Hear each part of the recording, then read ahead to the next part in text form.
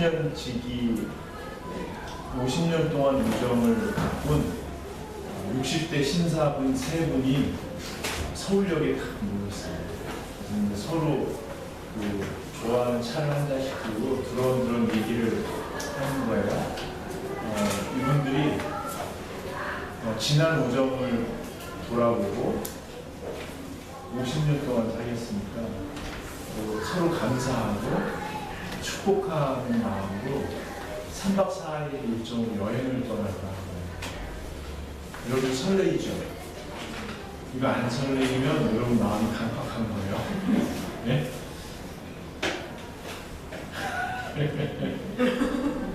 안 설레이는데 막 설레는 척 하는 거예요.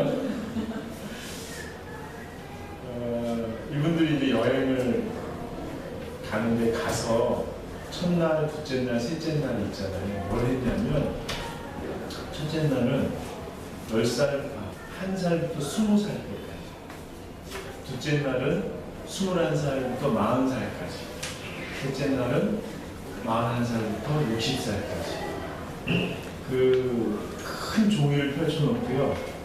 개인사를 그 20년 동안 자기가 어떤 인생을 살았는지 이렇게 얘기하는 거예요.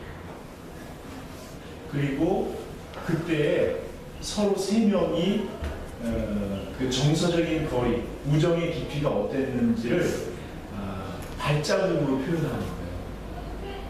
그래서 하루를, 오전을 그렇게 보내는 거예요. 내가 개인적으로 어떤 일이 있었고. 근데 그 발자국을 표현해 보니까 어떤 때는 셋이 같이 이렇게 붙어 있는데, 어떤 때는 둘 붙어 있고 하나 쫙 또 이렇게 둘이 붙어 있고 쫙 떨어져. 또 셋이 다 떨어져 있을 때도 있고, 어떤 때는 둘인데 하나가 없어. 그렇게 하루 이틀 가다 보니까 서로 섭섭했던 것도 얘기하고, 서로 사과도 하고, 용서하고, 화해하고, 그렇게 이제 3일을 보내다 보니까 이 우정이라는 게 지속되어 온 것 자체가 기적인 거예요. 그래서 서로 너무 감사하다. 네 덕분이다. 축복하고 앞으로 남은 인생 깊은 우정을 쌓아주려고 이렇게 이야기를 나눴습니다. 그러고서 이제 다시 그 KTX를 타고 서울로 올라오는데 이 세 분이 깜빡 졸았어요. 근데 그 전날 꿈을 꿨거든요. 근데 그 전날 세 명이서 비슷한 꿈을 꿨어요. 그게 뭐냐면 하도 발자국 얘기를 해서 그런지 그 끝도 없이 펼쳐진 해안에 세 명이서 이렇게 걸어가는데 셋이 뒤를 돌아보니까 그 발자국이 세 쌍이 6개 발자국이 쭉 있는 그 꿈을 거의 비슷하게 꾸는 거예요. 그러고서는 아침에 우리 무슨 얘기도 하고, 그리고 이제 서울로 이렇게 올라오다가 KTX에서 깜빡 잠들었어요. 그러고서 깼는데 세 명이 다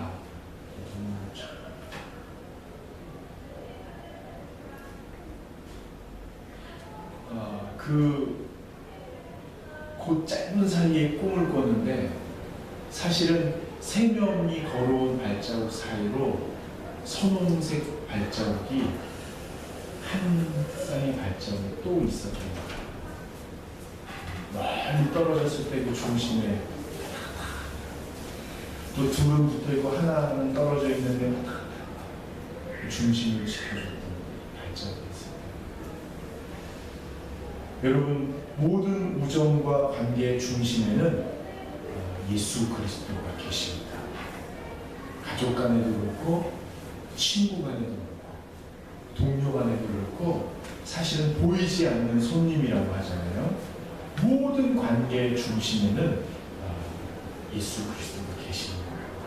신이 계시는 거죠. 신이 그 관계를 붙들어주고 계셔요.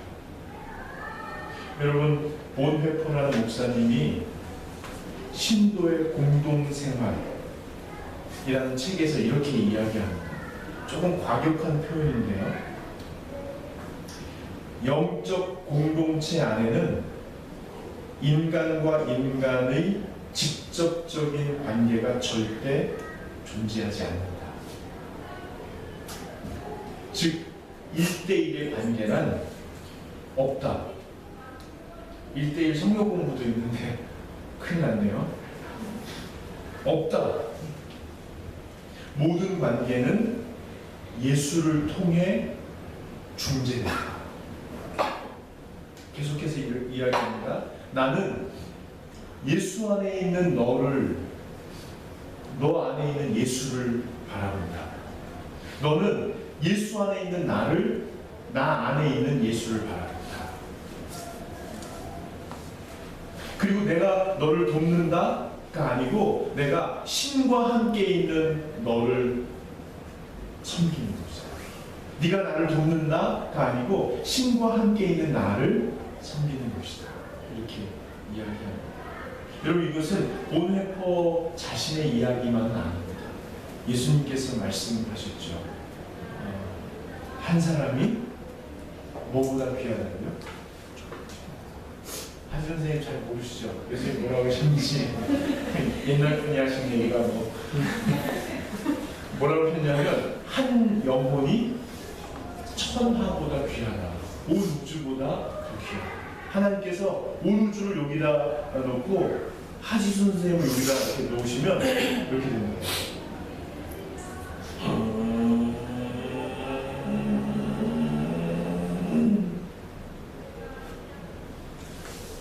근데 우리가 정말 한 사람을 대할 때 그렇게 대하는가는 또 별개의 문제입니다.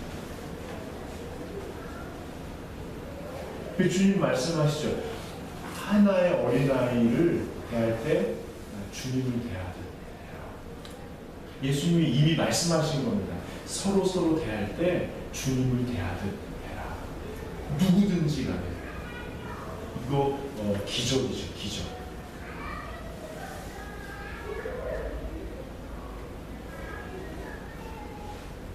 성찬 선생님 한 반에 몇 명입니까?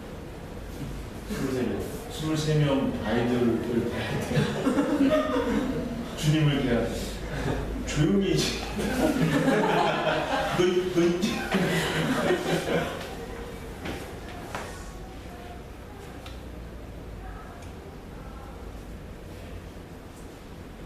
이게 쉽지 않죠. 쉽지 않은 걸 시켜야 돼요. 오늘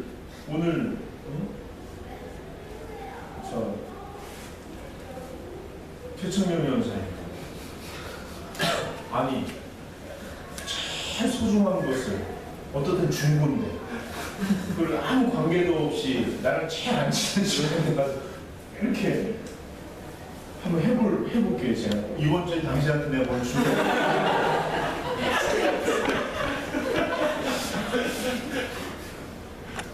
하여튼 주님께서 그렇게 말씀하셨어요. 주님께서요 그렇게 말씀하셨어요. 여러분, 지난주부터 저희가 우정에 대해서, 친구에 대해서 이야기 나누는데요. 참된 우정이 뭐라고 했죠? 상대방의 성장을 돕기 위해서 어디에 집중한다? 나 자신의 성장에 집중한다. 그러니까 그 길밖에 없다는 거예요. 만약에 정말 한 사람을 대할 때 주님을 대하는 것처럼 대하고 싶다면 그게 주님의 말씀이라고 믿고 그게 정말 친구를 사귀는 길이라고 믿는다면 나의 성장에 집중해야 되는 거죠. 근데 나의 성장이 뭘까요? 여러분, 포도나무 비유 아시죠? 주님께서 말씀하셨어요. 나는 포도나무요, 너희는 가지라. 그가 내 안에, 내가 그 안에 거하면, 이 주님이 말씀하신 거예요. 그가 내 안에, 내가 그 안에 거하는 게 그리스도인, 아니 모든 인간의 삶의 본질이라는 거예요. 그러니까 누구를 대하더라도 그 안에 주님이 계시고 주님 안에 그가 있다는 것으로 바라보는 것, 이게 그리스도의 기본적인 태도라는 거죠. 그러면 주님이 뭐라고 하시냐면 그 다음에 열매가 많이 맺는다. 여러분, 인생의 열매가 뭘까요? 어떤 사람들이 뭐라고 얘기하는 건 둘째치고 정말 지혜로운 분들이 말씀하시잖아요. 돈 아니다, 그 명이 아니다, 뭐 아니다. 정말 인생에 남는 열매는 사랑이라고 합시다. 사랑.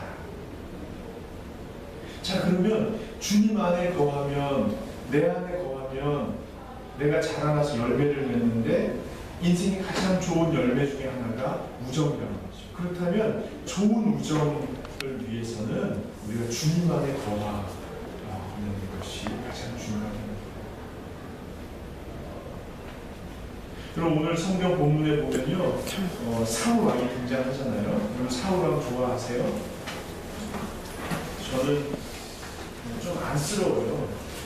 안쓰러워요. 근데 사울 왕이 여러분 아시듯이 그 큰 전쟁에서 큰 승리를 거둔 17살 청소년 다윗을 자기 곁에 두잖아요. 자기가 선택해서 자기 곁에 두는데 이 아이가 점점점 잘 되는 거예요. 잘 사는 거예요. 그리고 능력 있게 보이는 거예요. 그러니까 한 왕이 시기하고 질투 때문에 눈이 멀어버려요. 그래서 죽이려고 합니다. 근데 사울 왕 가까이에도 누가 있었냐면 아들 요나단이 있거든요. 요나단이 다윗하고 친구예요. 요나단은 그걸 알고서 다윗에게 찾아가서 야, 너 살아야 된다.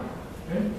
오늘 본문 16절에 하나님을 힘있게 의지하게 해야 된다.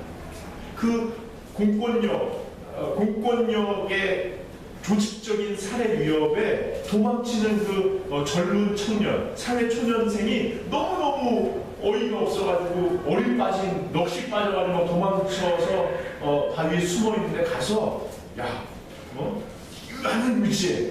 일어설 수 있어. 야, 나는 너 사랑하고 축복하고 영원히 너를 지지해. 잘 살 수 있어. 하고 격려하고 있어요. 여러분, 제가 여쭤볼게요. 여러분과 가까이 있는 사람이 잘 되면 축하하고 축복하고 너무너무 잘됐다고 격려하시는 편이에요? 아니면 속으로 별것도 아니고 괜히 엉튀기에 막 자꾸 소문내고 그냥 조용히 이렇게 하는 편이세요? 또 여러분 가까운 사람이 어려움을 당하면 어떡하냐고 달려가서 하나님 힘있게 의지하라고, 하나님만 의지하라고, 일어설 수 있다고, 내가 너 편이라고, 걱정하지 말라고 이러는 거에 아니 저 벌 받았어요. 저 언젠가서부터 저렇게 갈 걸로 약간 그럴 기미가 보였던 게 아직도 기억나 안 나요. 이렇게 하는 편이세요. 저는 앞에 아까 얘기한 저 다 찍히니까 창피하니까 앞에 걸로 살았으면 좋겠는데 저 마음 밑바닥에는 뒤에 이렇게 흐르고 있어요. 여러분 어떠세요? 오늘 주님께서 오늘 예배 시간에 저와 여러분에게 말씀하십니다. 얘들아, 앞에 걸 가자. 앞에 거 뭔지 알죠? 앞에 걸로 가야 가까운 사람들과 건강한 우정을 쌓아서 멀리 갈 수 있다. 여러분, 그 우정이 뭐냐면 그 오늘 본문 말씀 앞에 20장, 3일상 20장을 보세요. 20장 17절. 우리가 오늘 요나단의 우정을 좀 배워야겠어요. 요나단의 우정. 20장 17절 한번 읽어보시죠. 같이 읽겠습니다. 시작. 다윗에 대한 요나단의 사랑이 그를 다시 맹세하게 하였으니 이는 자기 생명을 사랑함같이 그를 사랑하였다. 자기 생명을 사랑함같이 그를 사랑했다. 여러분, 자기 생명을 사랑하는 것, 요한일서 3장 16절에 보면 뭐라고 나오냐면 예수께서 우리를 위해서 목숨을 버린 것처럼 친구를 위하여 목숨을 버리는 것이 마땅하지 않냐, 이렇게 나와요. 너무 좀 무겁죠. 오늘 최찬명 형사님이 숙제 내준 것만큼 무거운 것 같아요. 친구에서 목숨을 버리는 사람이 이 세상에 몇 명이나 되겠어요. 근데 여기서 말하는 목숨은 뭐냐면요, 가면, 다른 사람들에게 보여주고 싶고 다른 사람들의 기대에 부응해서 나 자신을 과시하고 싶어서 꾸며놓은 내 가면, 내 목숨과 같이 여기는 내 체면, 다른 사람과 경쟁해서 이겨먹기 위해서 갖고 온 내 이기적인 유아적인 욕망에 기초한 내 욕심, 이 목숨을 버려야 친구를 제대로 사랑할 수 있다는 거예요. 요나단은 다윗이 죽잖아요. 그럼 자기가 왕이 될 수 있었어요. 근데 다윗을 보호하잖아요.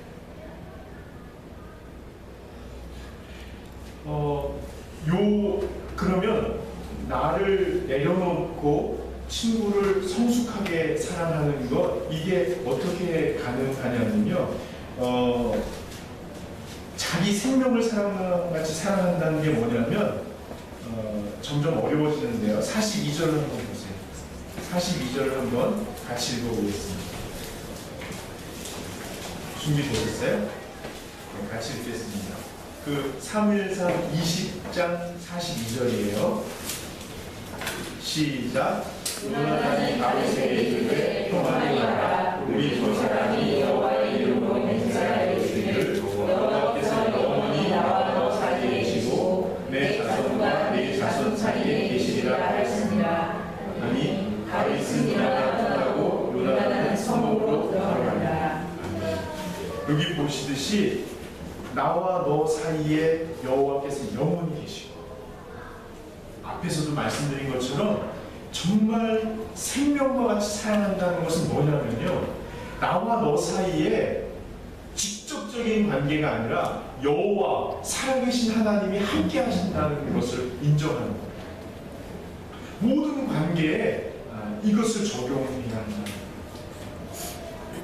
여러분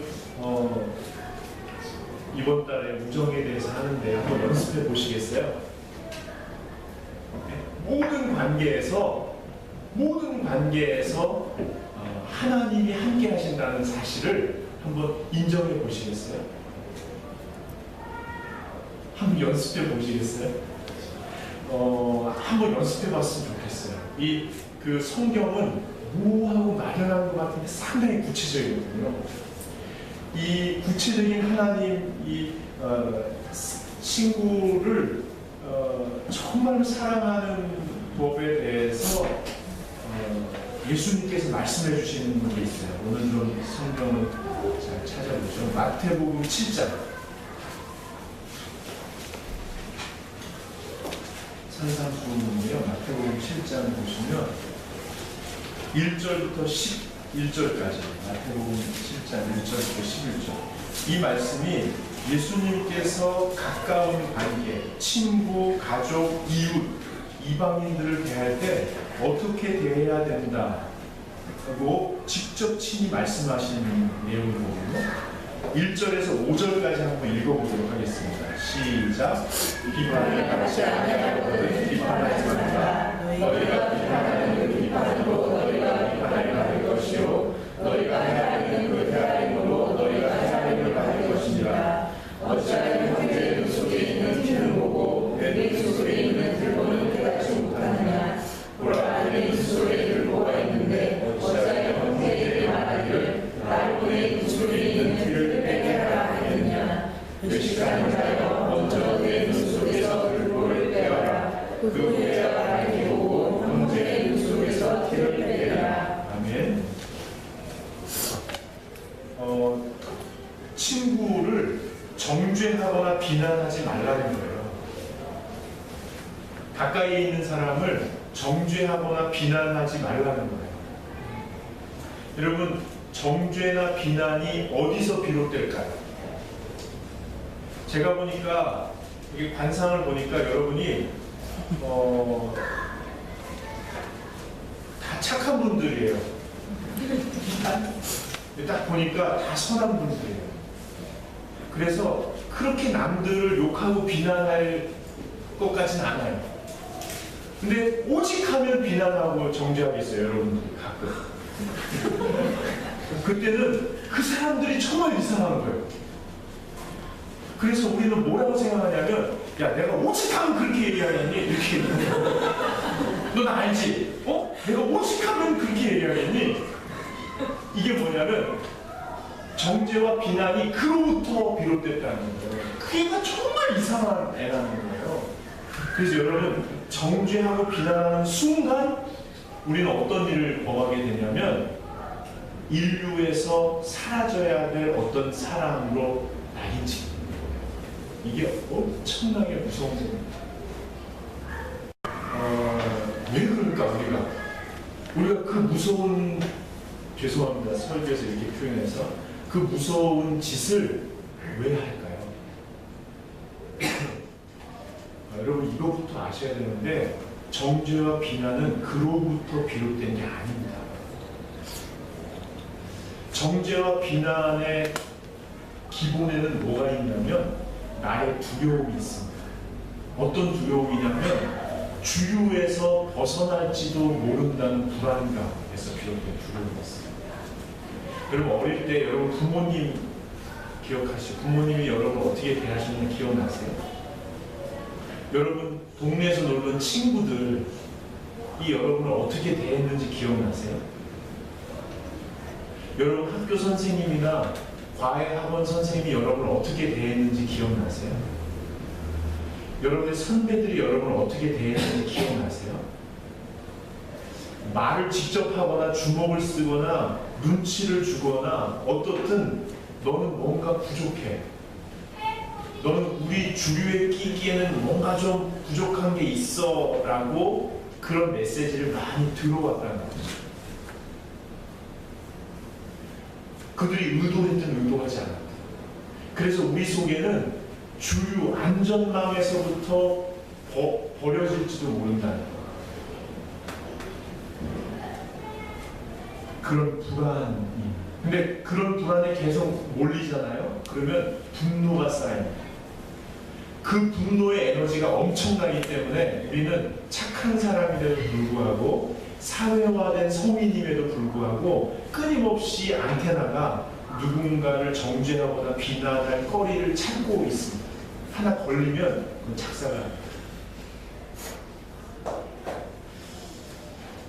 근데 문제는요, 분노가 정죄를 낳고 정죄를 하게 되면 거기서 끝나는 게 아니고 우리는 표정이든 말투든 분위기든 사회 구조든 그를 바깥으로 몰아내려고 멸시하게 됩니다.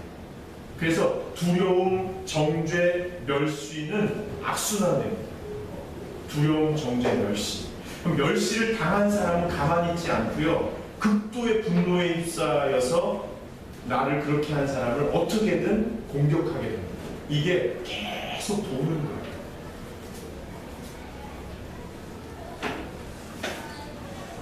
여러분,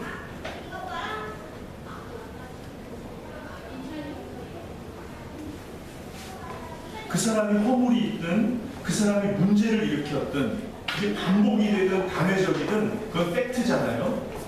그러면 우리 속에 어떤 느낌이 들어요? 불편하고 못 만나는다. 그럼 어떤 생각이 드냐면 저거를 지적해줘야지 아니면 고쳐줘야지 하는 마음이 일어나는데요. 거기서 멈추셔야 된다는 거예요. 왜냐하면 지적하고 고쳐줄 수 없기 때문이죠. 사도 바울이 이런 얘기를 합니다. 만약에 누가 범죄한 일, 잘못한 일이 드러나면 너희는 최선을 다해서 온유한 심령으로 그와 함께 있는 신 안에서 발버둥치고 있는 그를 가장 온유한 마음으로 바라봐 줘야 된다. 이렇게 얘기합니다. 이거 어려운 일이잖아요. 제가 설교하면서도 제 속에 웃기고 있네 그런 생각이 들어요. 니나 잘하세요 그런 생각이 들어요. 근데 주님이 이걸 부탁하실 정도면 여러분 그건 아셔야 됩니다. 주님이 여러분을 상당히 위대한 존재로 부르고 계십니다. 신께서 여러분을 상당히 거룩한 존재로 지금 보고 부탁하시는 거예요. 야, 너 그거 알겠다. 누가 잘못하면 온유한 마음으로 신과 함께 그가 있다고, 그가 신 안에 있다고, 그 안에 신이 있다고 그런 마음으로 이렇게 바라봐줘라. 그리고 또 하나, 너도 똑같은 상황에 처할 수 있다는 사실을 반드시 기억하고 가장 겸손한 마음으로 그를 바라봐라. 이렇게 부탁합니다.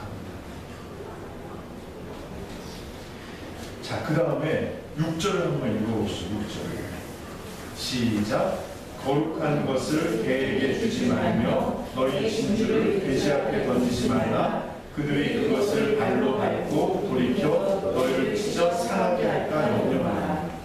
여러분, 이것을 그 달라스 밀라드가 하나님의 모략에서 뭐라고 표현하냐면, 기독교가 전통적으로 이것을 잘못 해석했다는 거예요. 어떻게 해석했냐면, 이 말을 언제 써요?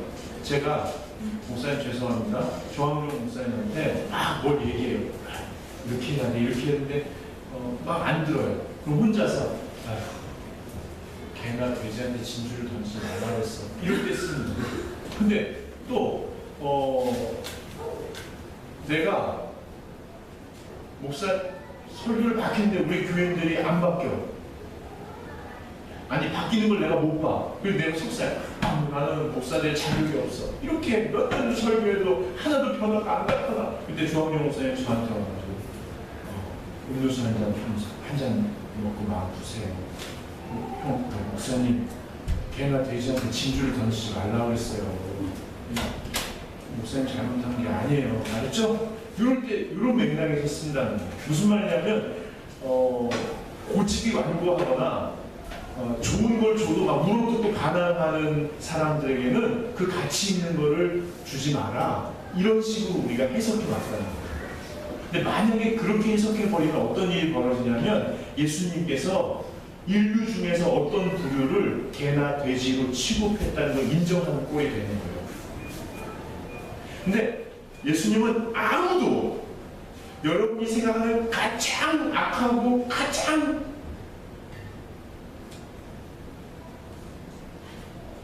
진짜 재수없는 사람들 그렇게 취급하지 않으신다. 가장 불가능한 사람도 예수님 결코 그렇게 대하지 않으신다. 그럼 이게 뭐냐면요, 여러분, 저는 이 말씀을 이번 주 공부하면서 아주 충격을 받았어요. 아무리 좋은 것이라도, 아무리 소중한 것이라도, 그게 복음이 되더라도, 복음이라 하더라도, 예수님의 지혜라 하더라도 상대방이 먹어 받아들이지 못할 것, 상대방이 먹어서 양분이 되지 못할 것, 상대방이 받아들이고 양분이 돼서 성장하는 데 도움이 되지 않을 타이밍에는 자꾸 강요하지 말라는 거예요. 놀랍죠? 그게 복음 전도라 하더라고요.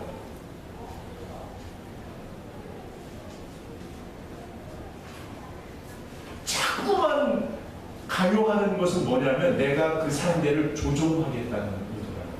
나는 옳고 너는 그르기 때문에 너를 조작하겠다는, 상황을 조작해서라도 조종해서라도 너는 내 말을 듣게끔 해야 된다. 이게 옳기 때문이라고 자기 의에 빠져 있다는 거예요. 절대로 그렇게 하지 말라는 거예요. 놀랍지 않아요? 여러분, 그 애들이, 부모님들이 자꾸 와서 말씀하세요. 애들이 말을 안 듣는다고. 왜 말을 안 듣는지 모르겠다고. 애들한테 물어봐요. 너 왜 부모님 말씀 안 듣냐? 부모님 이상한 얘기 하냐? 아니, 아주 피가 되고 살이 되는 얘기를 하는데, 근데 왜 안 듣냐? 그랬더니 좋은 말을 그렇게 기분 나쁘게 한다. 그게 뭐냐면, 구체적으로 물어봤더니 잔소리야, 잔소리. 잔소리가 뭐예요? 콘텐츠는 단순해요. 똑바로 앉아라, 태도에 대한 거고 시간 지켜라, 이 두 가지밖에 없어요. 콘텐츠는 단순해요. 근데 방법은 뭐냐면 반복해서 얘기해요. 일어나, 일어나, 일어나, 일어나라고, 일어나니까, 야 일어나. 이거 걸레를 막 던져. 콘텐츠는 단순한데 반복해서 얘기하는 거예요. 근데 여러분 그거 아세요? 3번 이상 들으면 하기 싫어져요. 아무리 좋은 것도요, 3번 이상 들으면 하기 싫어. 절대로 하기 싫어져요.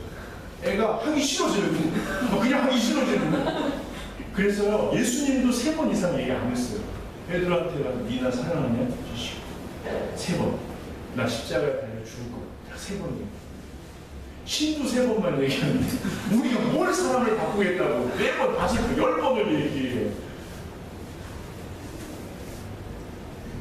우리 부모님이 안 계셔서 더 말을 부모님이 계셔서 말씀을 마지막으로 그 7절부터 11절까지 읽어보겠습니다. 시작. 구하라 그리하면 너희에게 주실 것이요 찾으라 그리하면 찾아낼 것이요 문을 두드리라. 그리하면 너희에게 열릴 것이니 걸어가는 이마다 받을 것이요 찾는 이는 찾아낼 것이요 두드리는 이에게는 열릴 것이니라. 너희 중에 누가 이르기로 이렇다 말할 때 물을 주려 생선을 잘라하는데 뱀을 줄 사람이 있겠느냐. 너희가 악한 자라도 좋은 것으로 자식에게 주시려거든 하물며 하늘에 계신 너희 아버지께서 건강한 자에게 좋은 것으로 주시지 않겠느냐. 예수님이 참 밑에 있으시는 것 같아요. 야, 너희 누가 아들이 떡 달라는데 입에다 돌을 넣냐? 떡 돌 짜가지고 주냐? 생선 달라는 뱀을 목에다 담아주냐? 야,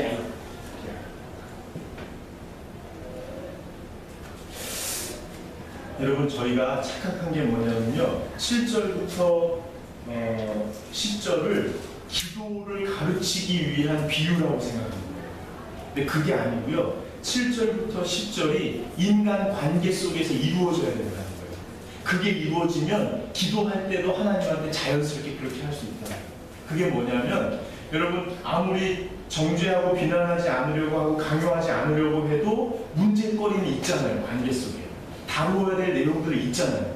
기독교인들이 다 덮어주고 용서하고 그냥 지나가자고 하는 게 아닙니다.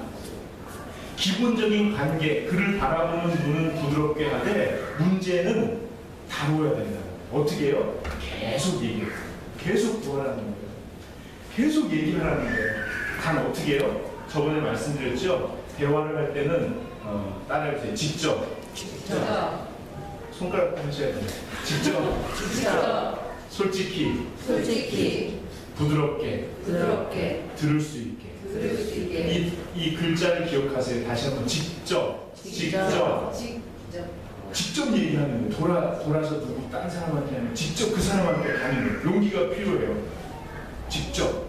솔직히. 네, 이렇게 뭐 꽈서 얘기하는 거 솔직히. 네 번째, 부드럽게. 별 얘기 아니면 흥분하는 게 아니고 중요한 얘기인데 부드럽게. 다섯 번째가 들을 수 있게. 이렇게 해서 반복적으로 얘기하는 거예요. 계속 한 자리 계속 얘기하는 게 아니고요, 정말 정중하게 초대해서 정말 하고 싶은 얘기가 있다고 하고 얘기하고 기다리는 거예요. 언제까지요? 그 사람이 들어줄 때까지. 이게 연습이 돼야 되는 거예요. 모든 관계에서 그 사람이 받아들일 때까지 계속 얘기해야 된다는 거예요. 그러면 열린다는 거예요. 그러면 웬만한 사람은 다 들어준다는 거예요. 직장 상사든 오래된 친구든, 내 친구 20년 동안 약속을 한 번도 안, 점심 약속을 한 번도 안 지켜요. 아침에 전화하면 오늘은요, 지난주도 그랬어, 이번 주도 그랬어. 그 내가 이번 주 얘기했어. 너 20년 동안 한 번도 안 지켰어. 제가 이 말씀 묵상하고 용기를 내서 얘기해. 너 20년 동안 한 번도 안 지켰어. 부드럽게 얘기했어요. 직접 들을 수 있게 귀에다가 전화를. 그때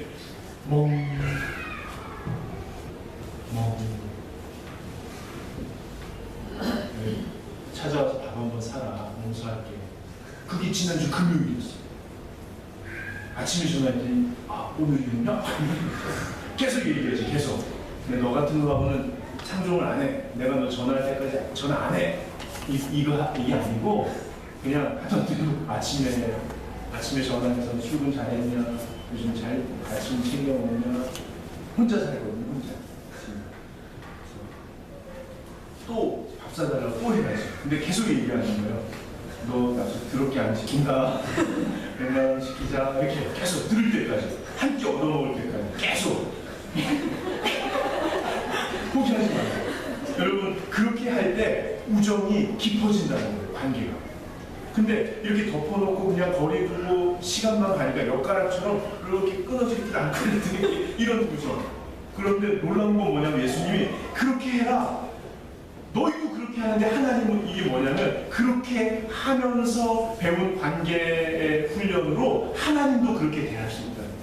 기도할 때 구체적으로 내가 원하는 것 반복적으로 하나님께 구할 수 있다는 거예요. 신과의 관계가 인간과의 관계와 연결되어 있다는 거예요. 아셨죠?